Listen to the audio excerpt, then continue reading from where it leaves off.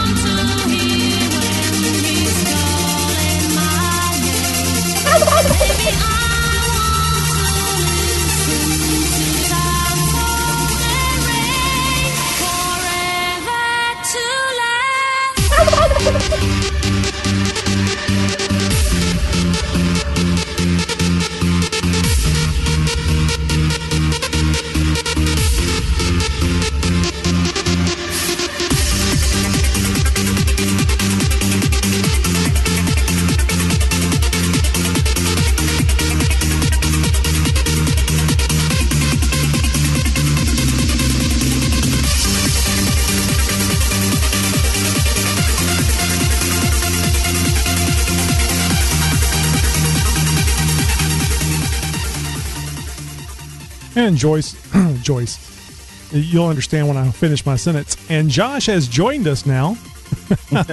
Not just my forehead. I'm a little, Josh, when he first started up the Skype video feed, all I could see was, I only think I could see his eyebrows. It was just from the tops of his eyebrows up. Yeah, my lovely hairline there. It's you guys get a good shot of that. I fear that you've been moving the webcam around for some nefarious reason. I think.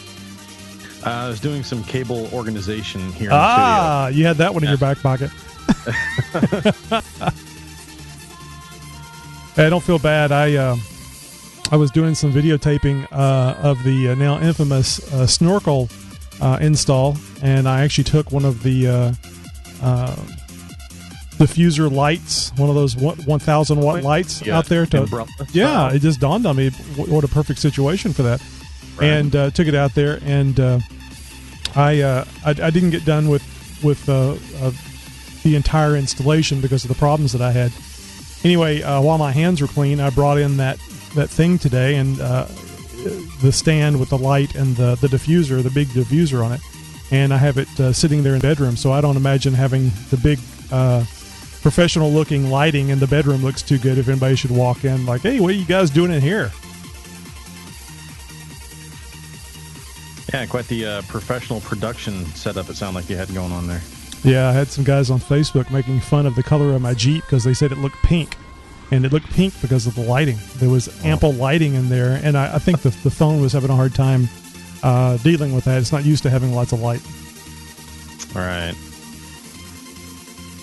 So I can't think of anything we need to go over other than I did some uncharacteristically.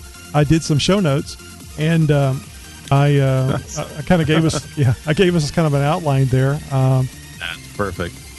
Then I was going to use towards the end of the show to bitch and moan about my snorkel install, and we'll just call it a Jeep tip.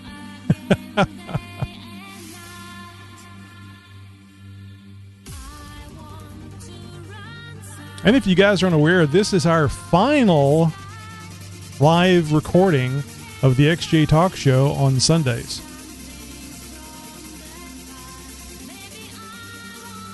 We'll be talking more about that during the show.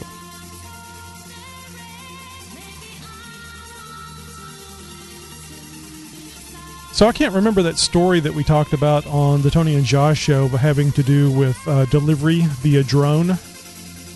Was that something that you brought up or I brought up? I can't remember. I know my burrito bomber was something that I found while while I was researching. I think that was one of your stories. Was it Amazon that was talking about doing it? Oh, geez, I didn't do any follow up on that.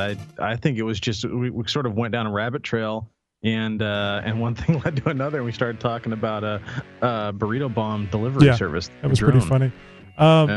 So I saw some Twitter messages earlier about Amazon saying by 4 years. So by 2017, there'll be 30-minute delivery from Amazon's via drones. Oh, wow. Now, I think you had said, I was thinking 10 years. I think you had even called it at less than 5. Yes. Before we see, consumer level drone delivery services. I think they'll start I think they'll start a long time before that, maybe a couple of years, if that. And I laugh because we'll be seeing about it in the news where people are losing fingers or suing for these drone strikes. But it's going to be interesting. It's going to be a lot like what we saw in some of the Star Wars Home Planet video, where they had all these things, not only vehicles, but also 2 drones roaming around in the highways and byways in the sky. Yeah, there's going to be a specific set of altitude, between 500 feet and 600 feet. That's drone territory. Well, they'll have to keep it below air traffic. Mm-hmm. But at least they'll be able to stay within the TSA tiered, the elevation tiered system that is like upside down wedding cakes over airports. So yes, as long as the GPS information is correct, then they'll stay out of those. So that'll be good. Ooh, echo. Uh-oh. But I'm not hearing it on me. It was just the music.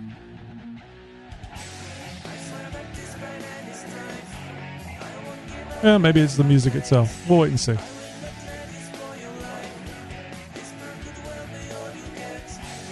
Ooh, red Jeeps are sexy.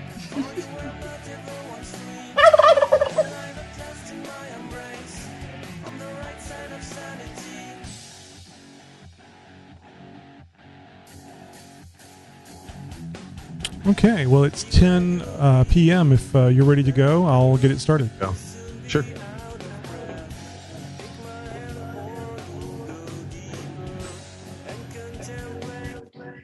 Yeah, I'm definitely hearing some feedback. You want to give me a quick call back? Yes, sir.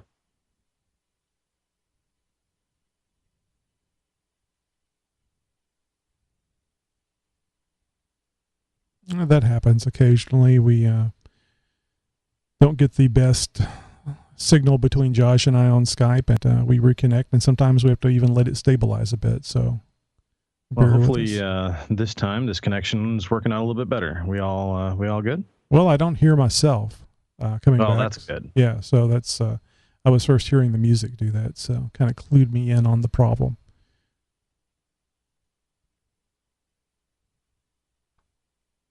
Okie dokie.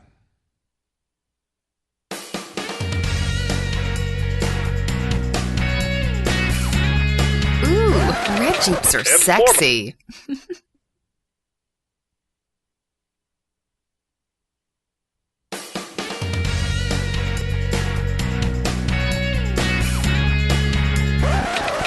Informative interruption. And we dug deep and found out which insurance companies will not cover your Cherokee in the case of a spontaneous explosion of too much turkey and stuffing. Full report right after this.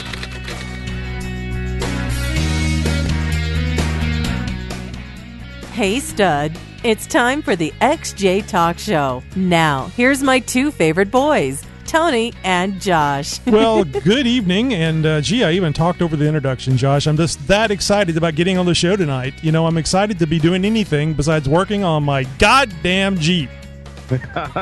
Well, I can experience a little bit of that too. Well, welcome everybody. Episode 105 and our first episode after our last holiday, Thanksgiving. I don't know about you, Tony, but I'm still full. I just had turkey and dressing, and do you know, my wife was complaining that the mashed potatoes had too much garlic in it. Now, you can't have too much garlic for my taste. I can taste a lot of garlic in something because I'm not used to it, but it's good. So, Garlic is good. Yes, it is. She's not a big garlic fan, though. She likes it okay. That's kind of changed since we've been married. Because before that, no. But she put some garlic in the mashed potatoes, which I'm just thinking about it. I'm pretty surprised that she actually did that. That is the only side that we don't have any of, is the mashed potatoes. We are completely out. So must have been good. that's what I'm thinking. I know I enjoyed them, and I was a little disappointed we didn't have any. I haven't been eating a lot of potatoes here for the last several years, and part of dietary restrictions that I'm doing. And anytime I have an opportunity to eat French fries, especially tater tots because I like it crispy. Oh yeah. Yeah, and mashed potatoes, mashed taters. Mashed taters. Mashed taters. We say here in South Texas, don't you know? But anytime I have an opportunity to eat potatoes, like some excuse, like Thanksgiving, I'm doing it, Bubba. Oh yeah, no, gotta have some taters, mashed taters with Thanksgiving. It's an absolute mandatory staple. Yeah, it is. I miss potatoes. I got turkey, I got stuffing, I got all that stuff. Had an awesome Thanksgiving, completely overfed myself, and managed to have some Jeep fun over the holiday weekend as well. And I guess, Jeeps is why we're all here, isn't it, Tony? Absolutely. So when you say fun, you mean real fun, not sarcastic fun? Because I had fun this weekend with my Jeep.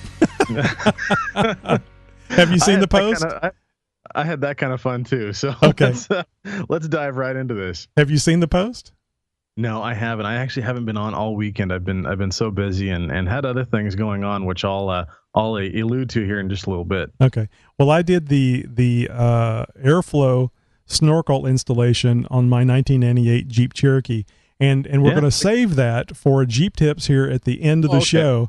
But it was not a fun endeavor. It just seems like this is always the case with me whenever I'm doing something. Very seldom do I have an easy install. You know, I think I'm plagued with that same issue. Anytime a big project comes up in the Jeep, it rarely goes smoothly. Now, there has been a couple things that, I finished this in record time. And there was no hiccups, no foo-bars, no nothing. And job well done. You move on to the next thing. That doesn't happen very often. I don't know too many people that do have that experience when working on their Jeep. Oh no, I'm just reading the notes. So let's talk about your Jeep fun. Okay, so annual Thanksgiving Turkey Day run is what it's usually called. It's a NAXJA club event, NAXJA, North American XJ Association, and I made it up. Now this is my first wheeling trip really since my Rubicon trip. Yeah, and this is the first wheeling trip in my own Jeep for since at least a month before that even. So it's been a long time since I've been out on the trail. It was a Mad Dash Flurry the night before, Friday night, which was just this, day after Thanksgiving, of course, which was working on the Jeep all day long. Let me interrupt for a second. Yeah, that's what you just going to say. Let's bring the audience up to your latest modification, because that had to feel good going out with that new modification. Yeah, it certainly did. The ballistic fabrication lower control arm joints, which are absolute bulletproof, bomb-proof. These things are huge in comparison to the OEM style, just stamped seal tabs, as I'm gonna call them. Now, you said joint. You actually meant the lower control arm brackets. Mount. Yeah, the mounts themselves. I'm sorry. And so these things have a built-in skid plate. They're made out of 1/4-inch steel. It's just they're huge and they're beefy. And cut off the old tabs with the plasma cutter. Welded these things on with the help of a buddy. B. Mike's, Brandon over here, just down the way from me, about a 5-minute drive from me. So it was really local, really quick, really easy. And actually, that was one project that went fairly smooth. Had all the tools there. It was really cold the morning we did it, but nonetheless, they're on with great welds. So thanks again, Brandon, for that. Took it into the garage here this weekend and cleaned them up a little bit and painted them up. Got a nice coat of etching primer put on them and a liberal coating of some bed liner. So it's not going anywhere. And then rebuilt my lower control arm joints as well. I have the Rough Country adjustable lower control arms, and the joints were, pretty much toast. And so I rebuilt those, had the rebuild kit, and ordered up one of the spanner wrenches to rebuild those joints from Rough Country. They got it right out to me. Great service, awesome product, and fair price too. So rebuilt those joints. A little bit of a difference in between the old style and new style polyurethane cups that are inside those joints. So I'm going to be curious to see how those end up performing in the long run.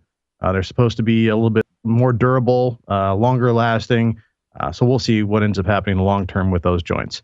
Let's see, what else did I do? I mounted my winch up, finished mounting my winch bumper as well.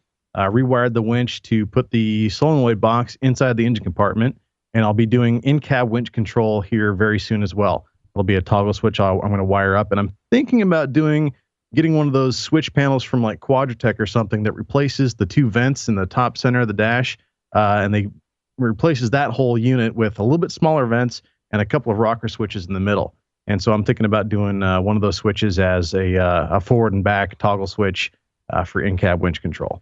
So busy weekend. That Saturday morning, woke up bright and early, loaded up the Jeep, and headed out for the trail. There was a lot of guys from Naxtra already up on the mountain. We were up in the Tillamook State Forest in the Browns Camp area, and there was about 14 rigs plus a quad out with us on this run. So it was a fairly substantial run. All Cherokees and one Wrangler. An old YJ, in fact. So we're about 5 minutes out on the trail, and one of the guys ends up overheating. It was the Wrangler, in fact. So he had just done a high flow, I think a Crown Victoria fan out of an old cop car, and it moves a lot of air. But his temperature sending unit was not. It kept blowing fuses for the fan lead. So nobody else really wanted to or had the experience to help him out. So I volunteered. I was like, okay, I'll stay back with him and we'll, take this thing back to camp and see if we can get it, fixed up. And sure enough, about 20 or 30 minutes later, end up getting them all buttoned up and back on the trail. Well, we didn't know where everybody else was going. Really bad my part in communicating with the trail leader and finding out what the, trail route was for the day. When I got there, everybody was kind of a little hungover from the night before. I guess there was some partying and stuff going on. So you guess. Not surprising that, that kind of probably slipped through the cracks. I didn't stay the night. So, I had no idea what was, going on the night before. So I'm just sort of making assumptions, but, I ended up, figuring out over through CB communications, sort of roughly about where they were at. I was having some CB problems. I could receive just fine, but my transmit wasn't going out very far. So it was a lot of relay back and forth and just sort of, little bits of communications and finding out where on the mountain they were, rallying over to that obstacle or that trail, finding somebody else that was there. Hey, did you see a big group of Cherokees come through here? Yeah, about 20 or 30 minutes ago. And it was that all day long. We're chasing the rest of our group all day long through the trails. It was just me and this Wrangler.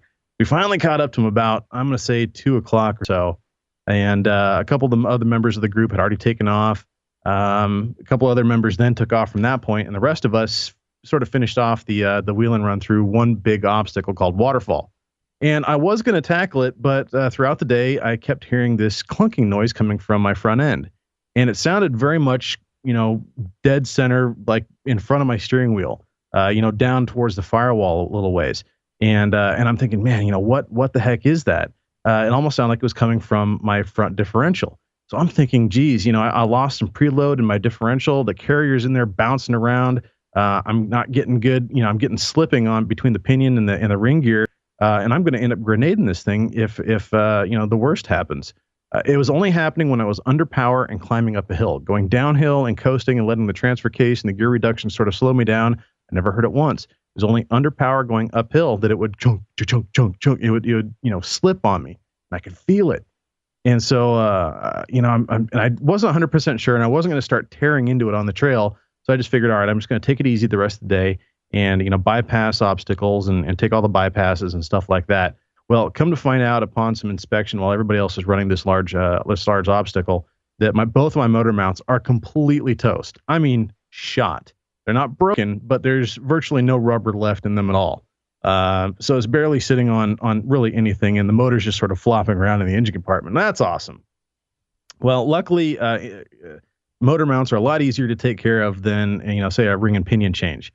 So needless to say, I didn't really wheel the rest of the day. The bad thing is that those were Crown OEM style motor mounts. I figured they would be good for another 100,000 miles or so. I just replaced them about, 8 months ago? I mean, it's less than a year, and they're already worn out, and I mean really worn out.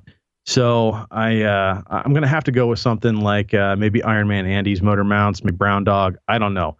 It's going to end up probably being a polyurethane. I'm a little reluctant on that because of engine vibrations transferring to the rest of the unibody, but I got to do something because the OEMs, they're just not lasting. Wow, I can't believe you replaced them 8 months ago. That's bad. Yeah.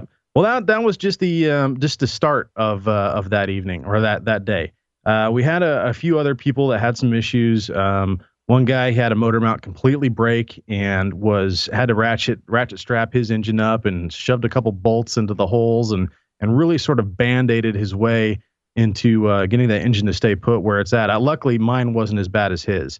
We had an electrical fire. One of the cables, main battery cables on one rig, ended up igniting, and so we had a little bit of a trail repair on that one. Now, how does that happen? That doesn't just spontaneously combust. There was a what short happened someplace. was it was the wire was sort of not routed very properly. Okay. Ended up getting down by around where the motor mount was, and his motor mounts had enough play in them where it sort of, after time, and who knows how long it'd been like this, ended up rubbing raw, basically a little spot down to the wire, and of course grounded on the chassis, or on the motor mount rather.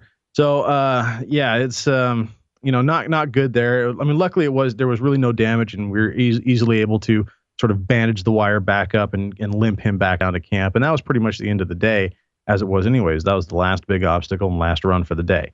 So, I mean, it was good to get out. I didn't wheel a whole lot, but it was nice to get out there. It was nice to be involved in helping some other wheelers and stuff. And we get back down to camp, and there's a sheriff's department officer sitting down there, a sheriff in a big F-250. And he's part of the forest ranger sheriff division, whatever. And he's kind of got it out for one person in particular.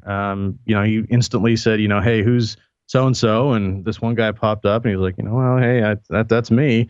What can I do you for? And well, come to find out that he was recognized by one of the actual forest rangers up there. That group had done some stuff they really weren't supposed to the night before. And had I known about this ahead of time, this probably wouldn't have ever happened. It wouldn't have happened if I was there, that's for sure. Long and short of it is that throughout the night they thought it'd be a good idea to hook up some winch lines and drag some fallen down trees down towards back where their campsite was. This is a bad idea for several reasons. One, it goes completely against every tread lightly ethic line that you could possibly think of. It's damaging to the area, to the grounds. These logs in particular were placed in specific areas for erosion control, and they were then removed. And the whole ground, all the way from where they were to where the campsite was completely disturbed. It's also, I mean, in the sense you can get down to it, basically vandalism because of the damage that was done to the ground. Everything was repaired in the long run. A lot of guys could have gotten tickets. A lot of guys couldn't have gotten more tickets than they did. The club could have been sued. There were people that didn't pay their camp fees. That's theft basically. And on federal land, that's a felony. So, I mean, really, it was a lot of very bad decisions being made. And, by a group of people who were representing the club, it didn't make me happy at all being the president of the association. So, just really, really bad moves. And, so it was a lesson that I had to teach with these guys in, tread lightly. You don't disturb the land. You leave it in as good a condition, if not better than it was when you found it. And you certainly don't be going around and moving things around with winch lines and stuff like that. Some of these trees were so big, in fact, that it took 2 vehicles to move them and transport them. Impressive. Yeah, I mean, look, I'm all about finding firewood when I'm out camping in the cold weather as well. Really, the best solution: bring it with you.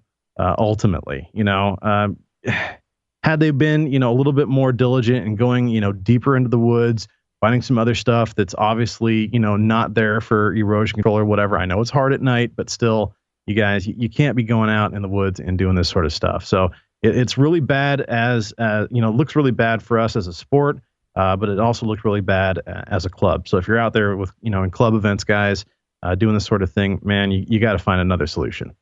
And I'll just remind our audience, Josh is not the president of NAXJA, but he is the president of the Northwest region of NAXJA. And when did you get that, when with the vote, and when were you elected? Was it last year or?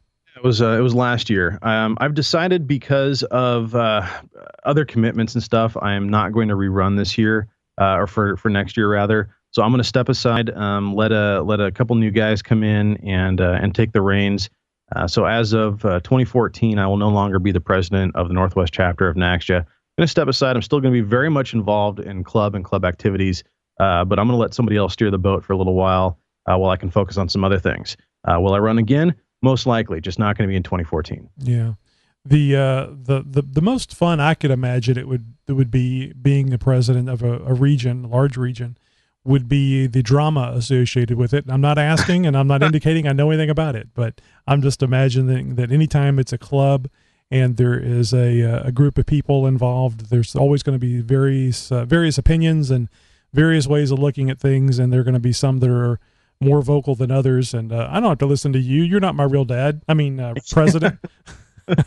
Yeah, no, there's NAXJA is certainly not without its drama, and that's one thing I really like about xjtalk.com, and of course that's why Tony and I are doing this.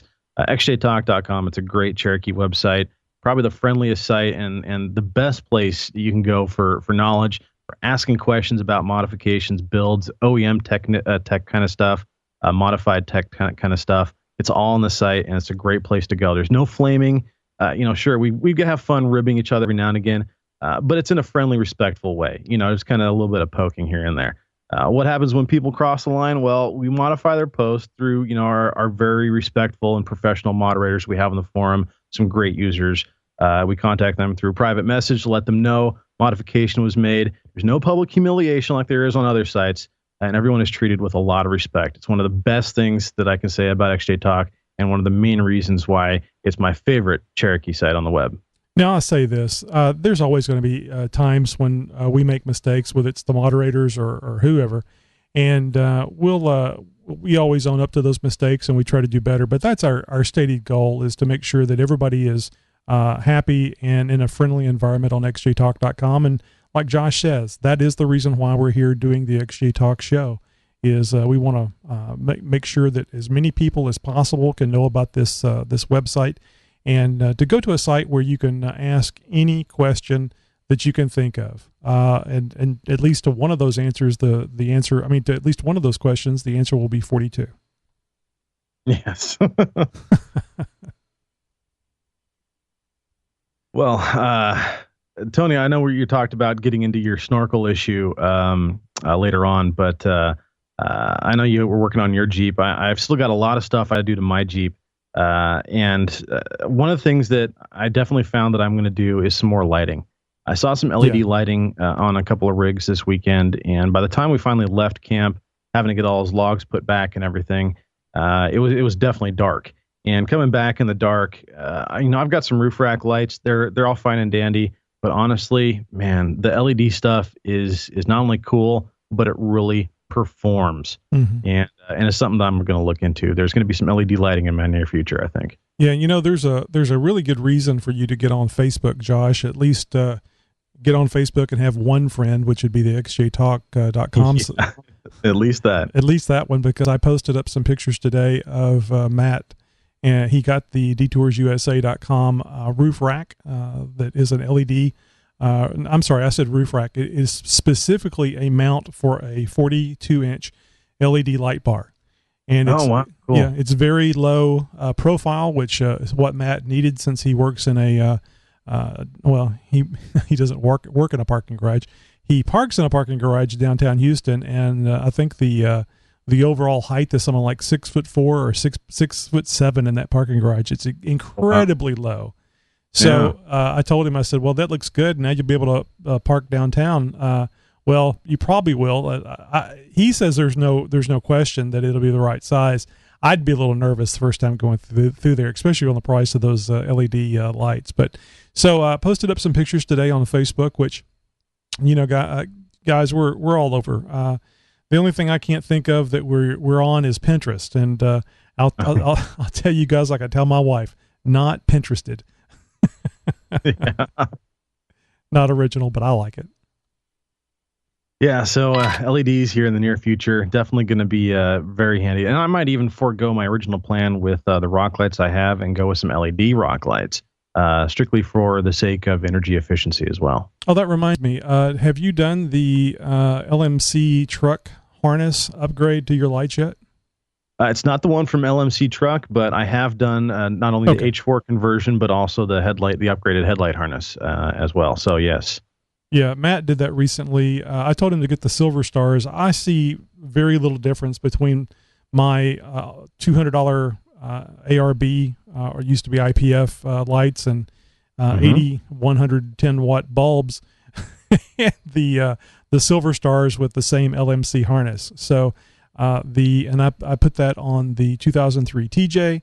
I put that on the 99 XJ, and mine's the only one that doesn't have the Silver Star headlights. Mine, but the LMC truck harness is on all three, and everybody can see much better now at night. Yes, I'm sure you noticed the difference on yours. Oh, absolutely. I remember earlier on when I first joined the show, I think one of the electrical and audio tips I did was strictly on the H4 upgrades and specifically the harness upgrade and how much of a benefit that is and the options that you've got, folks. Head over to xjtalkshow.com.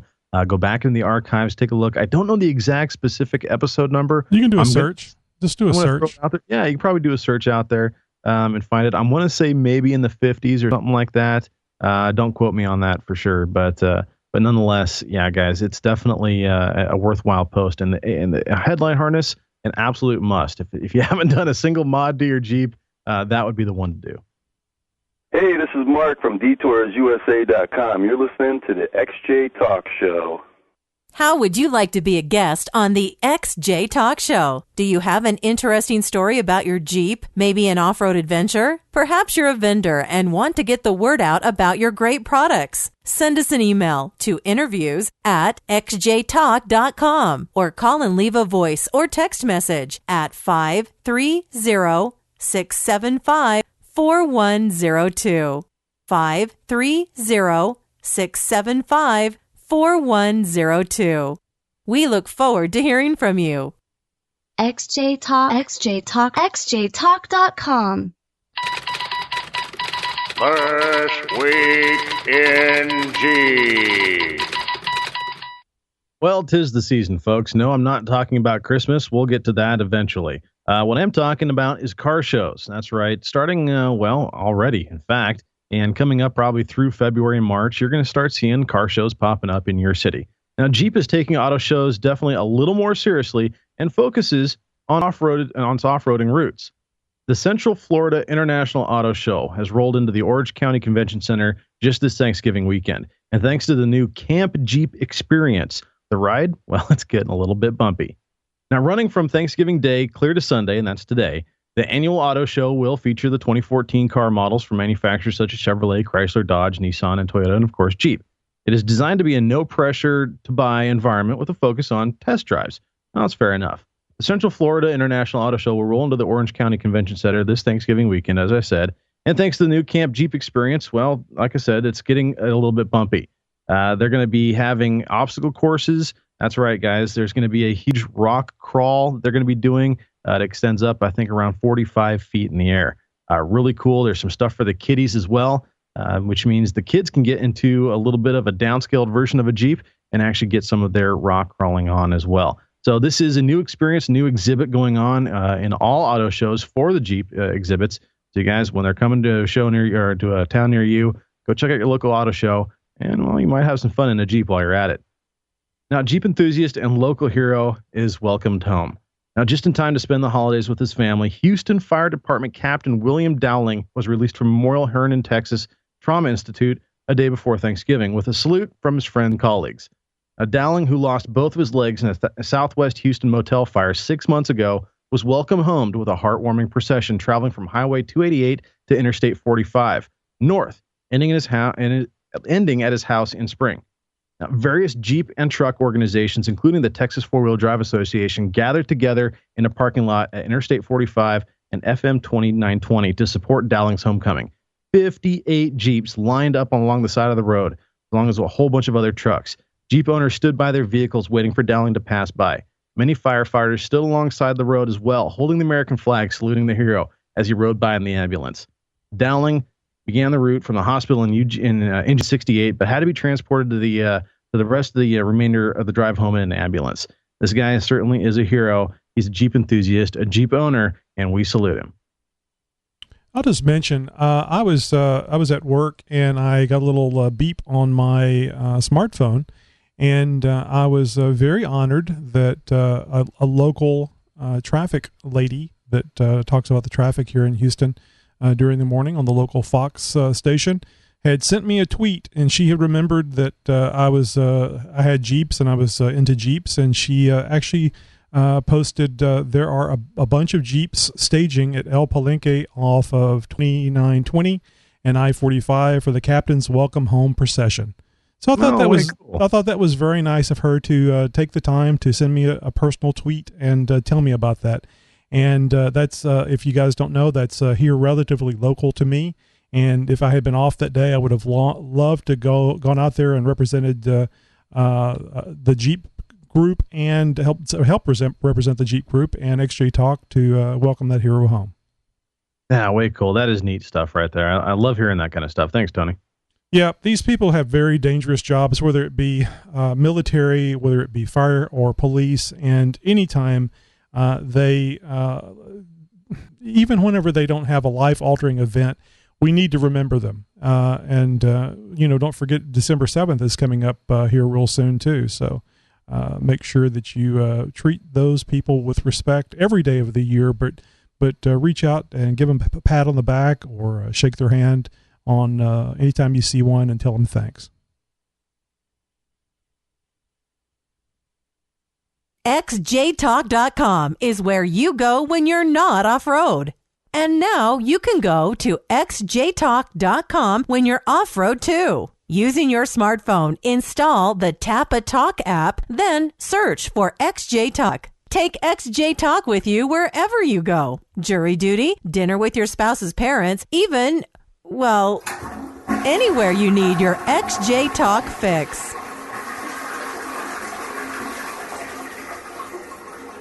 I know you've heard us talk about Amazon on the podcast before, but have you heard about our new game?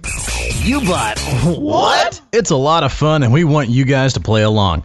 All you have to do is go to xjtalk.com or xjtalkshow.com and click on the Amazon banner there on the main page. This takes you right to Amazon, where you can buy any crazy little thingamajig to join in on the fun. Amazon gives us a list every week of what you guys are buying, but we don't get to know who it is that's buying it. As an added bonus, you get the same great price you always would, and Amazon is going to give the show a small pittance for you playing along. So let's all have some fun. The XJ Talk Show and Amazon.com. And now for a disclaimer. Jeep Tips is for entertainment purposes only. If you choose to follow these tips, man up and take the responsibility for your own actions. If you cannot, or you feel that working on your Jeep is beyond your abilities, seek the help or advice of a trained certified mechanic. Got a tip? We do. It's time for Jeep Tips. Well, Josh, I don't know what you have, but I'm going to bitch about my, I'm going to talk about my Airflow snorkel. Yes, please. So if you guys are not aware, I have had an ongoing post on xjtalk.com called Snorkel Denied. And I think I called it Snorkel Denied because of various reasons. But mainly one was I ordered the snorkel and it didn't come in for 12 weeks. I think I ordered it like the first week of September, and I called to complain about, I guess, the first of this month. And it showed up about a week and a half or so later. I had read online that, I mean, they were very good about telling me that it was going to be at least 10 weeks before it arrived. And they didn't say it would arrive in 10 weeks. They just said it could be 10 weeks or I don't know if they said more or not. But anyway, so I got it in. I was really surprised that it came in a orange plastic bag.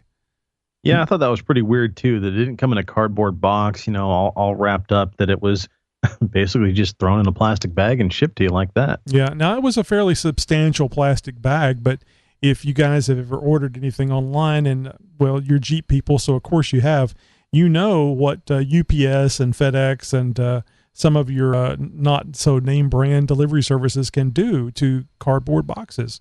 And there were some, I guess you could say, friction burns and openings. There was actually some holes in the plastic, but everything was in there. And and also too, I thought it said a lot about the way Airflow looks at saving money and their product, because I can well imagine they don't want to be into the replacement business, because that slows everything down and costs them money.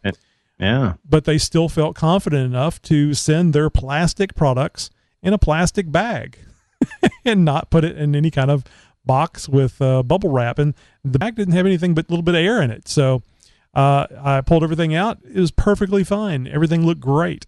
So kudos to Airflow for making their newest customer a little more secure about putting another piece of plastic on my off-road device. So I had it for, I guess it came in last week, and I momentarily thought about installing it on Thanksgiving Day, just get up early in the morning and put it on, because how hard can it be? You just drill the big ass hole through the fender and another big ass hole in the air box, flexible tubing, a couple of hose clamps, and was it Bob's your uncle? And you're done, basically. So that was the theory, but I didn't actually try that out on Thanksgiving Day. I waited until the weekend, and that's this weekend. So I thought, I'm not going to put this stuff off until Sunday like I normally do.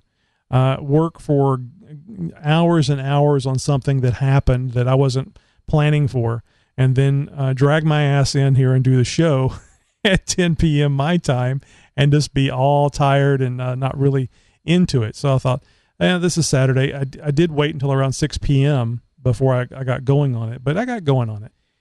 Now, I purchased a brand new 3-inch hole saw for this endeavor on Saturday. I went over to Home Depot.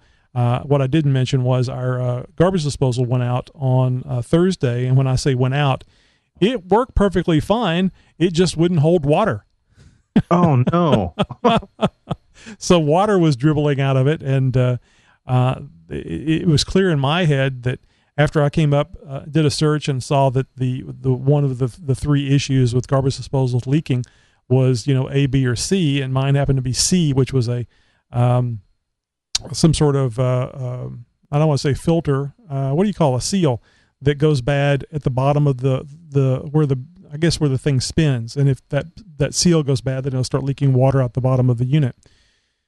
So I could tell that's where it was coming from, and I thought, well, I can try to replace the seal. They're probably not generic seals. They're probably specific to the brand or different sizes, and I'll have to pull the old one out, yada, yada. I'll just buy a new one. So we went to Home Depot, picked up a garbage disposal and a 3-inch hole saw. Now, I looked at the hole saw, and they had quite an array, and it said 50 metal. I don't know what 50 metal means. I turned it around on the other side, and it said stainless steel, aluminum, blah, blah, blah, blah, blah, blah, names off like 5 different kinds of metals. Okay, good. Don't spend a lot of time. Grab it, go. I get home, 6 p.m. rolls around. I'm out there, and I had some things to do, a lot of measuring, a lot of making sure where I was going to be drilling. And it was funny because I had 3 test holes. Well, actually not test holes, 3 little test drillings, because that way I could kind of drill the metal and see, and the whole thing's going to be covered anyway by the Airflow snorkel. So, what did I care? But I measured 3 times, and I had 3 different places to drill. The only positive thing I could say about it is that one was to the right a little bit and high. The other one was to the left a little bit and low, and the third measuring was right in the middle of those 2. So that's the one I chose. Yes. So, but this is a critical thing. If you really need to read their instructions, even though their instructions don't have pictures, it's all just words. There is one critical line in there. They say, and I forget what they call them, but basically there's lines where the fender edge is, and where the I guess upper right-hand corner of the fender is where they have these marks. They say on there that use that as a guideline, not an absolute, because there's differences between the pre-97s and the post-97s. Mm-hmm. And what you should do is use the lines they have for the folds in the fender. You know, where it goes down and hits that little, there's a little bend where it bends out, not at a 45, but kind of an angle, and then bends down again. So, I read that, and then I measured it again using that as the guide. I was a little fearful that I was cutting too low, but after fitting it and seeing how it lined up on that same edge that I was talking about, that bent edge of the fender, I think I got it on there pretty damn perfectly. It's really close, if not perfect. Nice. Okay, so anyway, my first I guess bitch is when I did get to the point of drilling the 3-inch hole, I pull out the hole saw, and that metal is not very thin. If you've hit anything while off road in your Cherokee, you know that sheet metal is not very thick. It's very thin.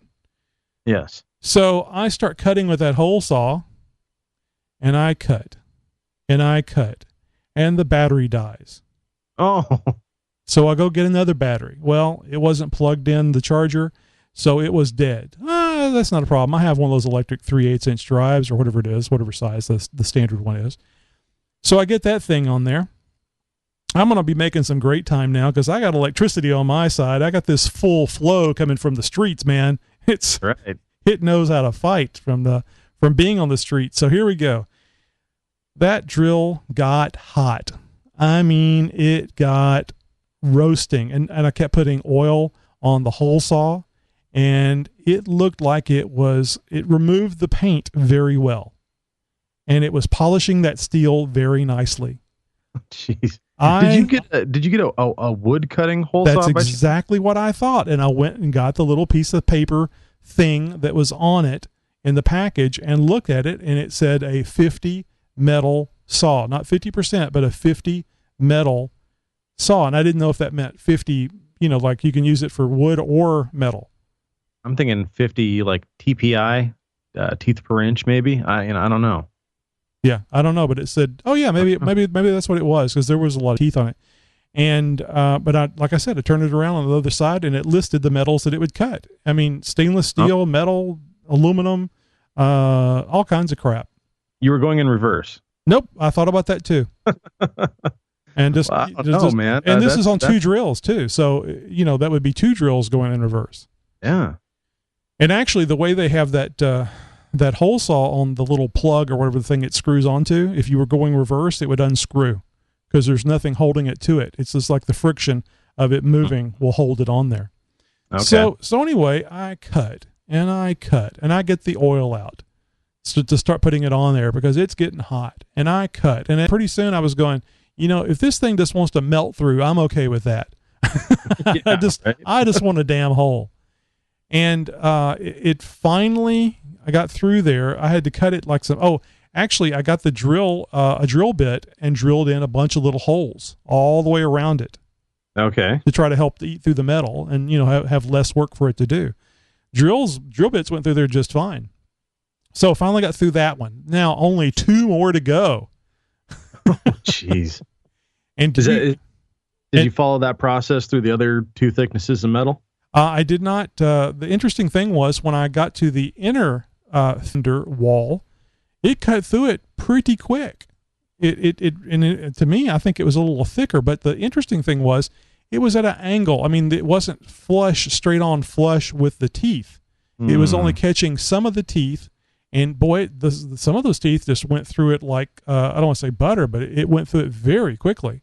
And then when it got to where it was grabbing on all of them, then it started going back to that polishing thing where it just was a hard time getting through there. So anyway, finally got through that one. And then I was on to the very last one, the last piece of metal.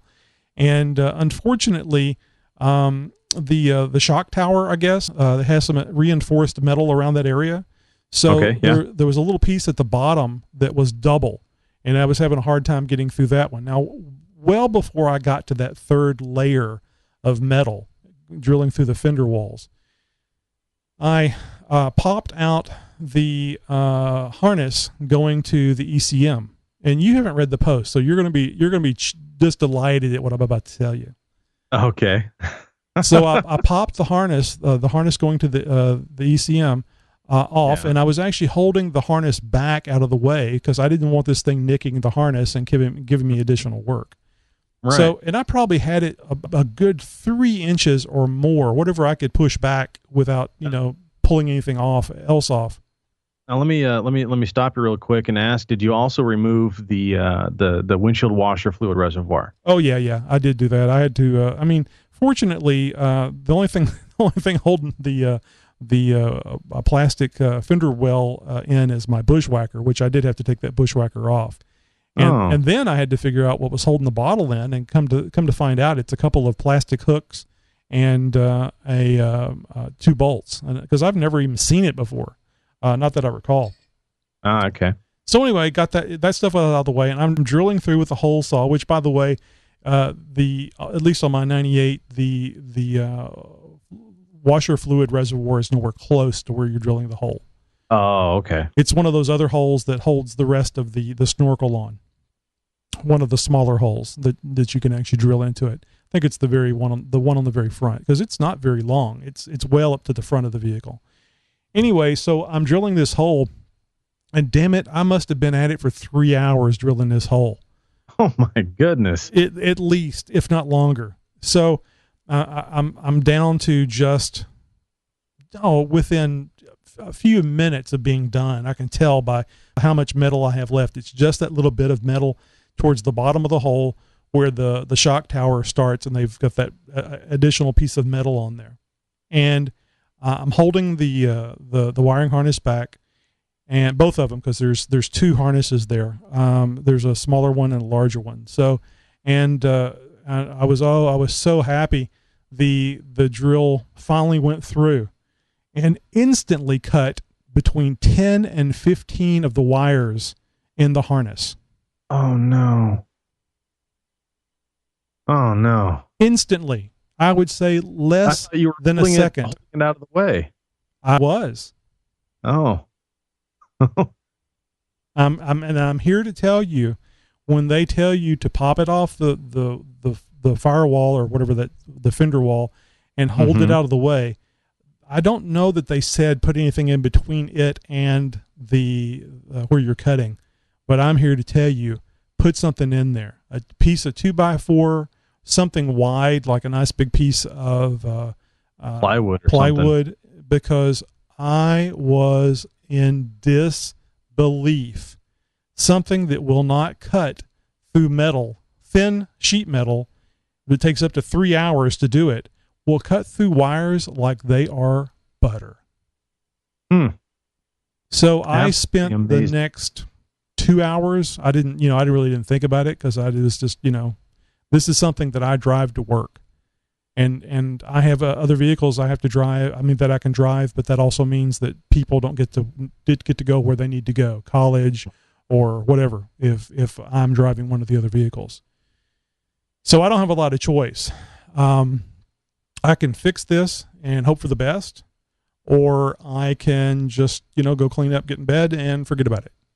So I got my soldering iron, I got my solder, I got my heat shrinkable tubing, I got my hot air gun, and went and got some wire, and because I was going to bridge the gap, I thought, and I turned out I didn't. I was able to strip and pull the wires close enough together to solder them, and then heat shrink tubing over the top of them. So I have posted about this on Snorkel Denied on xjtalk.com with several pictures, and you can see the damage that was done by the hole saw. And I am telling you, it was instantaneous. Now, I was retired at the time. I do believe that everything that I've said is very factual from the standpoint of I was holding the wire harness back, and I was trying to keep my hand back out of the way, because I didn't want the thing going into my hand, certainly. But I was videoing because my goal was to make an installation video, but the way this thing turned out with all the extra time and stuff, I gave up after the cutting of the harness. Now that harness probably has 40, 50 wires in it, and I only cut, like I said, 10 or 15 of them. it took me about, I'm guessing, 2 to 3 hours to wire all those things back up and put the heat shrink tubing on there and shrink it. It looks good. It's a nice job. The soldering didn't go as well as what I would have liked, and I think that has to do with I only have about a 10 or 15 watt soldering iron, and that's great for electronics, but to really heat these copper wires, even though they weren't that big, I needed something probably in the 30 to 50 watt range to really get some good penetration. I'm happy enough with the solder on there. I have a mechanical connection, and I'll put the solder on it. That should be good enough to keep a good electrical connection and a good electric flow through there. So anyway, the big test was going to be, will it start? And then if it does start, are there going to be a check engine light? Are there going to be other issues? Oh, and I did neglect to mention, I did disconnect the battery after this happened. No. Oh, after dang. This happened. I was going to ask you. No. This isn't something I planned for, Josh. I don't have to follow those rules where they tell you step one, disconnect the battery. I'm beyond that. I'm a professional. Exactly. No, I probably would have done the same thing for something like this. There's no reason to disconnect the wire. You're not doing any wiring. So you're not working on any electrical system at all. And for all intents and purposes, not working anywhere really near it, except for in this one case where you're going right through the main harness. Yeah, I while you were talking, I pulled up the thread, and oh my god, guys, you guys got to head over to xjtalk.com and search for this thread. Yep. Snorkel denied. Tony's got some great pictures up there, and I can't watch the video while we're doing the show, but I'm definitely going to have to check out that video and see this happen. But boy, what a rat's nest. You're right. That did go right through it like butter, because those look like clean cuts. I mean, instantly. I mean, it wasn't something like I was going, oh, it's into the harness. Well, that's fun. Let's do it some more. It's just like, it was the time of it going through the metal and me seeing the thing move towards the harness, taking my finger off the trigger, and it ate through that many wires. So I cannot stress strongly enough that if you're drilling through something with something large like a 3-inch hole saw, especially, get something to put between whatever that all those teeth and anything else in front. That includes your hands, loved ones, anything. Put something to protect between those two, because remember, I was pushing pretty hard, and by this time the 3/8-inch drill had given up because it overheated. I thought it was dead, but I tried it today and it actually turns. But so I was on the 1/2-inch drill at this point, and I was putting my whole body weight onto it. I mean, I was leaning into it, because a 1/2-inch drill, you're not going to bog down. I mean, you can, but generally speaking, you don't. It's low speed. It's got a lot of torque. So anyway, it was the 1/2-inch drill, low speed, and my body against it. So it moved quick whenever that last piece of metal gave way. So okay, I want to go ahead. I'm sorry. Well, go ahead with your question, because I was just going to continue on. I wanted to know sort of, I mean, because 3 hours for one thickness of metal, it blows my mind how it could take that long to cut through. I don't even think it's 16 gauge steel. Yeah. I mean, really, it's just sheet metal. That was probably all three. That was probably all three. It may have been maybe 4 hours. I don't know. Okay, still, I mean, let's call it an hour per thickness. Yeah.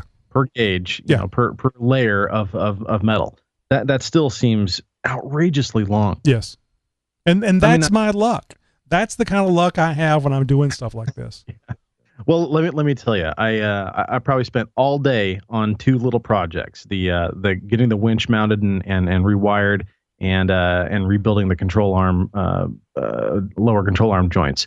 And really, I probably could have finished up 3 or 4 hours earlier if it wasn't for misplacing something, spending a half hour looking for something that I just had in my hand, 10 seconds ago. Where did I put it? Where did it go? Somebody must have stole it. It wasn't me. Dang it. Now I got to figure something else out. And, trying to come up with a plan B, going to fabricate a tool and then that not work. And suddenly realizing that sitting there right in front of you was the tool that you were looking for the entire time, and it was in plain sight all along. Yes. It's those kind of things that turn a 2-hour project into a 4-hour project. It's organization, and I'll admit, I have an organizational nightmare, because unlike a lot of you guys, even though I enjoy having done it myself and being proud of the work that I've done, and also I can trust my work, whereas I can't necessarily trust somebody else. I don't enjoy working on my vehicles. Like I said, I enjoy that I did it. I enjoy very much when I'm done with it, especially when it's a good job, but I don't like doing it. So I don't go through a lot of prep time or post cleanup time. I throw everything on the bench, and I need a lot more room. I've collected a lot of additional tools, and I spend a great deal of my time digging through the pile on the bench, trying to find what I need.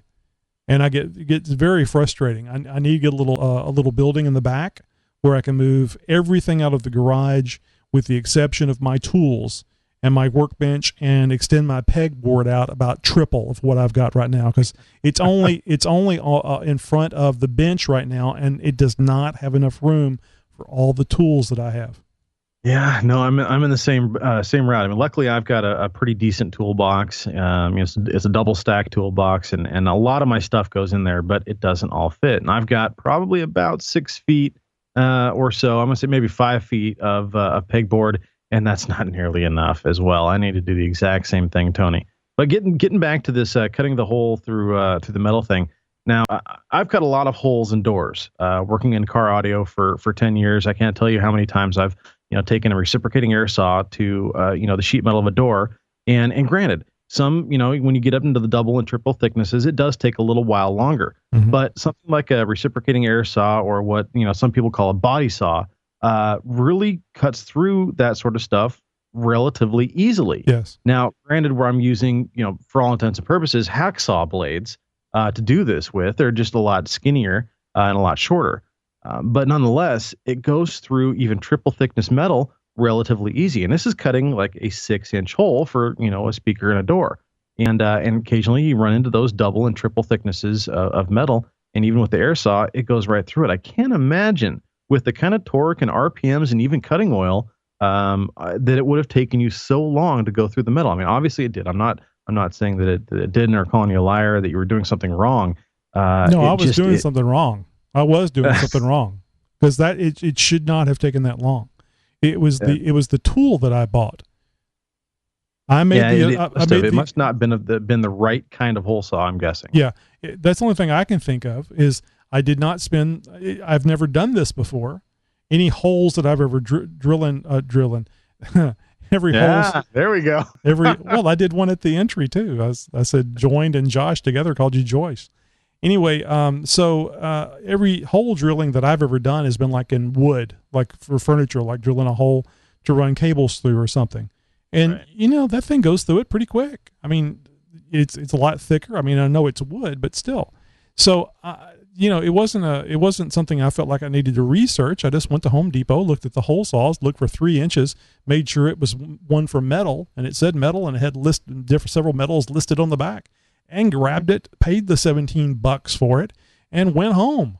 So obviously, what I should have done was a little more research on something, just gone on the Google and did a search and looked to see what people were using for hole saws and if they complained about it or not. It took me forever to cut this hole, or here's the secret to cutting this hole, or it was not something I anticipated having a problem, and certainly didn't anticipate having the issue where it was going to cut the multitude of cables that are running to the computer on the onboard computer for to run the damn Cherokee. Anyway, so back to what I was saying. I got all those things all wired back up, and the moment of truth was to turn that key, look at the instrument lights. I had to hook the battery back up, turned the key, looked at the instrument lights, everything looked normal, and hit the switch and crank. Wait a minute, it didn't start. Okay, don't panic. Crank. Nope. Crank. Nope. Wouldn't start. No check engine light. Everything was normal, just wouldn't start. So I thought to myself, what could this be? And I went, oh, of course, the battery was hooked up at the time. Maybe I got a bad fuse. So I went through, I checked all the big fuses. None of the big fuses were gone. And I thought, well, surely they don't have something running through one of these little bitty 10, 15 amp fuses, but let's check them anyway. found the bad 15 amp fuse, changed it, cranked right up. Yeah.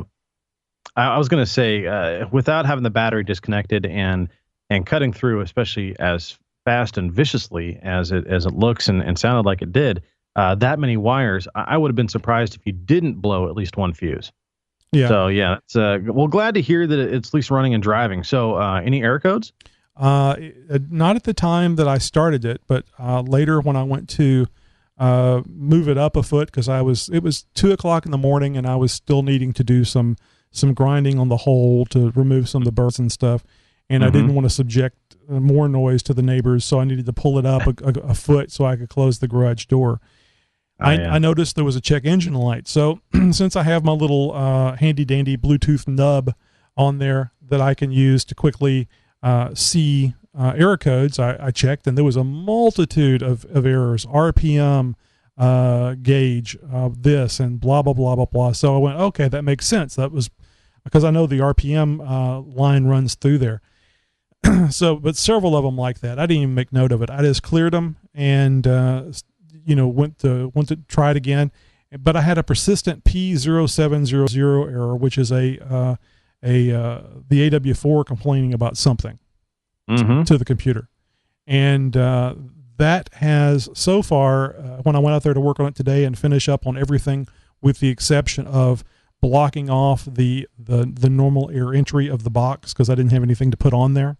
Oh, okay. When I finished up today, no check engine light. I drive it to work tomorrow, so we'll see what happens then as far as is it going to make it the 20 miles to work and back with the wiring job I did or what. But that's my Jeep tip for tonight, telling you, make sure that you plan for the unplannable or at least think about all the things that can happen. And maybe the lesson to be learned here, guys, is regardless of what you're doing, it might be a good idea to disconnect that negative battery terminal anyways. Nah, don't worry about it. It'll all work out. As long as you got solder and tape, we're good to go. Yeah, if you've got some extra time on your hands. Well, guys, as we mentioned in the pre-show, this is our the last live recording of the XJ Talk Show on Sunday. As you may remember, last week we talked about that we're going to be moving this to Thursdays, 10 p.m. Central Time. We're going to see if we can make the show a little more available to live show, a little more available to the rest of you, and also to start publishing these things every Monday. So you'll be able to download the show and take it to work or listen to it on the way to work and back home on Monday now instead of getting it sometime Monday night or Tuesday. So hopefully you guys will like that change, and maybe a few more of you guys can join us on the show live now on Thursdays, which that will be December 5th will be the first Thursday show. So it will be less than a week before our next XJ Talk show. It'll be coming up this Thursday, December the 5th. Oh, boy, you guys are getting a double dose of XJ Talk Show. Yeah, that's right. 2 shows in 1 week, guys, at least on the live side of things. That's right. Tell a friend. Make sure you write it down, put a note in your calendar, a reminder in your phone, whatever it takes for next Thursday. Not Sunday. It's going to be moving to Thursdays now. Same bat time, same bat channel. Yep. Just different day, Thursday. Don't forget, we have our 24/7 voicemail line. It is 530-675-4102. Oh, damn it. You know what? I skipped completely over Nikki G. I wanted to get Nikki G's voicemail in here, so let's do that real quick. Hey, this is Nikki G, and I was calling to say thanks to Dan and Dex for their interview. I enjoyed it, and it was very informative. And I kind of like the clean lines of a stock Jeep. But after hearing their story, how he survived a horrific crash with minimal injury, I'm really thinking about armoring up the Jeep a little bit. All except for a roof basket. I don't care for a roof basket too much, mostly because I'm short and stubby. So anything I manage to get up in there is going to have to stay up there a long, long time. And I'd also like to thank Steve for his information on how hot your axle tube gets. So when it's warm to the touch, it's okay. And if it's hot enough to boil water, then you're in trouble. I'd like to add that if you're ever in a situation where your axle tube is hot enough to boil water, go ahead and steep some nice tea while you're there. Don't let that energy go to waste. Yes, and I'm glad I remembered about that, because I knew Nikki G had commented on the last show, and I didn't want to throw that one in to the next show. I wanted to make sure we had that this show. Nothing like a steaming hot cup of differential axle tea. Yeah. Tea. Yeah, Trailside Axle Tea recipes with Nikki G. Coming up next week on XJ Talk Show. So like I was saying before, make sure that you put on your calendar that the XJ Talk Show is moving to Thursdays, 10 p.m. Central Time. And if you only listen to the recording of the show, it shouldn't make a difference to you, except now the shows will be available for download on Monday. So first thing Monday, you'll be able to get it, probably even Sunday night. But at least first thing Monday morning, like 12:01 a.m. We're hoping that will make it a little more convenient for you guys to get that show. Look forward to it and listen to it on your otherwise horrible drive into work on Monday. Something to make it a little better for you, hopefully. So also remember that XJ Talk is on Facebook, Twitter, Google+, Tumblr, and YouTube. And, actually, if you'd like to see this episode, you can go to YouTube, and each one of our live shows is recorded by YouTube, and you can sit there and watch the whole hour and a half, whatever it is, if you were so inclined. Personally, I can't see it, but who am I to judge, right, Josh? That's right, guys. Head over to YouTube. Make sure you guys subscribe. Leave a great rating for us, and, of course, tell a friend. So until Thursday, which will be our new next week, we'll see you then, and have some great Jeep info for you then. Take care, guys. We'll see you next time.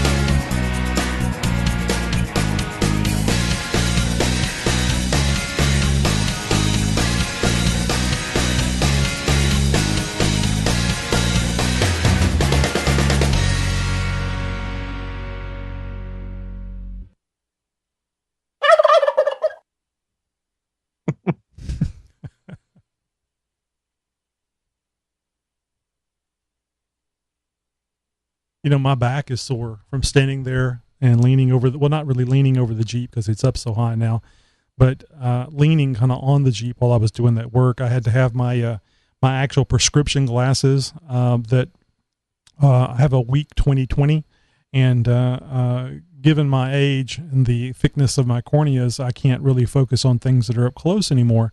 So I used my honest to goodness prescription bifocals so that I could see those wires very clearly. And my lower back is kind of like not just in the middle, but all the way over to the kidneys on both sides is hurting. I don't feel it unless I'm moving around. It's just the strain of standing there for that long. Yeah, I in helping these tools move these logs that they ended up moving around at the campsite, I ended up straining my back and woke up this morning in a fair amount of pain, in fact. And I ate a lot of ibuprofen, sat in a massage chair for a while, got a heating pad on it. I've really been trying to take it easy all day. And it's kind of sort of feeling a little bit better, but man, I'm really walking around pretty gingerly, and I mean I couldn't work on the Jeep right now to save my life. Really gotta take it easy this week because I've got another wheeling trip coming up here next week, and this is going to be a Christmas tree run and a Toys for Tots collection for our annual donation to Toys for Tots. So I've got to get mended up and ready to go for next week. So word of warning. I am going to be remixing the Christmas video of you singing. Oh, dear Lord. It is just so damn good. It's really, really good. And forgotten all about that. Yeah. It was Christmas, and I went, oh, that's right. I got to pull out the video. And I went, you know what? I should be able to find some additional, something to mix that song instead of just images, maybe do some videos and things. And, if for some reason you were able to video, or maybe, stills would be okay. But if there was somebody taking video at the Toys for Tots, that would be a wonderful thing to have in that video. Kids and toys and Jeeps, So it may not work out. It may be something good for next year, but think about that while you're out there. If you have an opportunity, or if you see somebody videotaping, maybe you can get them to, give them a card and say, hey, we'd like to use some of your video in our one of our promos. Here's how it usually goes: is we meet up at a local ranger station out towards one mountain that we typically go to for this run, and there we collect all of the Toys for Tots.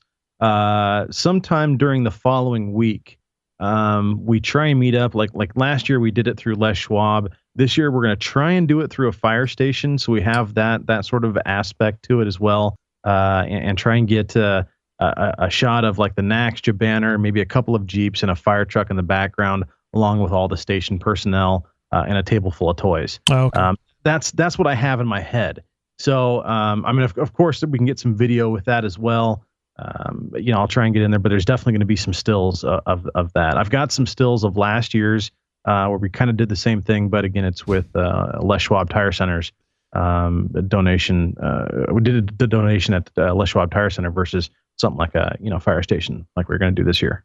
Well, being the idiot that I am, here's what I had it pictured in my mind. You're going to take all these kids out into the woods in the snow, and there's going to be Jeeps around and green trees and very Christmassy, and you're going to be handing them, okay, Bobby, don't be nervous, but we're going to be taking you out into the woods. We know that your prior mom did this to you, but we're going to take you back home. Plus, you'll have a toy. Never mind the scary-looking guys in the big trucks. It's going to be a lot of fun. So that's what I'm thinking. Oh, this would be great.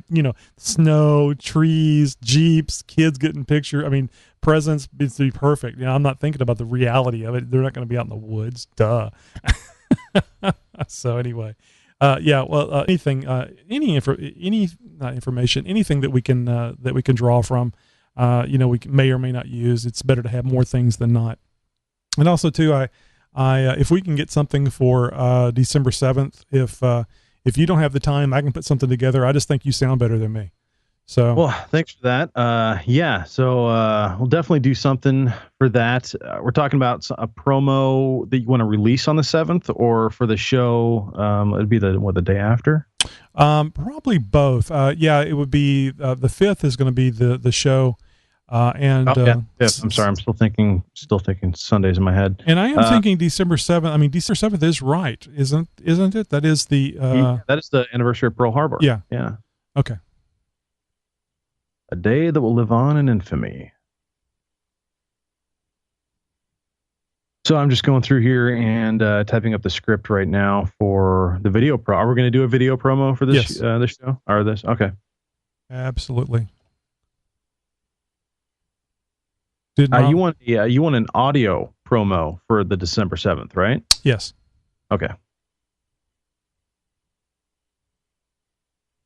That's a good point. I mean, that you asked that, it makes me think of a video promo that we could actually have on YouTube. But if you have an audio, I can always mix video in with it.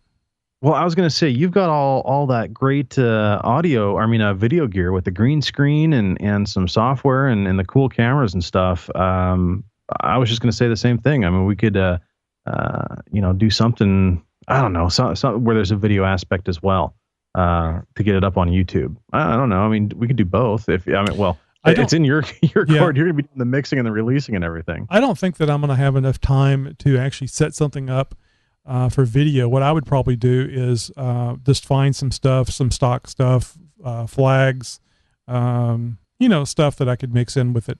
The audio thing is the thing I'd like the most, because we can play that. I'll mix that in with the show on the final output of the show, or we could even play it on the next show.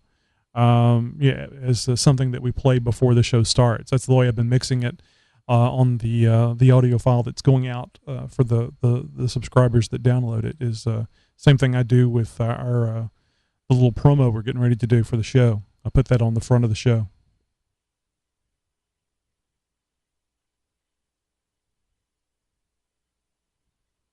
Yeah, I was watching the time earlier, and I was rushing through the end. I wanted to hurry up and stop what I was talking about on the snorkel and play the music and, hit that hour mark. And then I remembered about the Nikki G thing. Sure appreciate Nikki G calling in, and that thing that Steve mentioned was great information to have just in general. If you put your hand on it, it's not too hot. I had no idea that they run about 200 degrees under normal use.